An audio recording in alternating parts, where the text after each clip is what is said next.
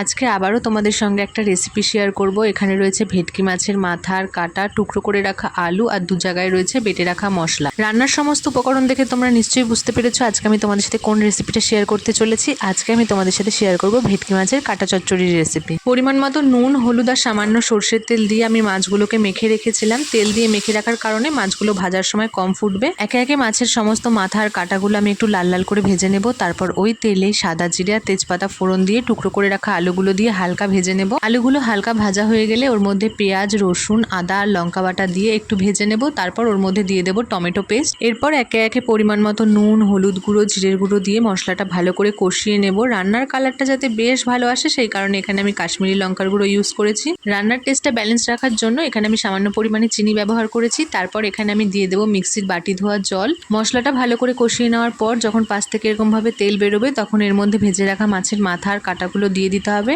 মশলার সঙ্গে মাছের মাথা আর কাটাগুলো 2-3 মিনিট ধরে ভালো করে কষিয়ে নেব। তারপর এতে পরিমাণ মতো জল দিয়ে ঢাকা দিয়ে দেব। 5-7 মিনিট পর ঢাকনাটা খুলে যখন দেখবো রান্না প্রায় হয়েই এসেছে, মানে আলু সিদ্ধ হয়ে গেছে, তখন এর মধ্যে ধনেপাতা কুচি দিয়ে দেব। ধনেপাতাটা অপশনাল, চাইলে তোমরা দিতেও পারো আবার নাও দিতে পারো। আমার ঘরে আনা ছিল সেই কারণে আমি ধনেপাতা কুচিটা ইউজ করেছি। সবশেষে নামানোর আগে ওপর থেকে গরম মশলা ছড়িয়ে নামিয়ে নিলেই রেডি আমাদের ভেটকি মাছের কাটা চচ্চড়ি। আজকের এই রেসিপিটা কেমন লাগলো অবশ্যই কমেন্ট করে জানিও, আর যাওয়ার আগে কিন্তু লাইক করতে ভুলো না।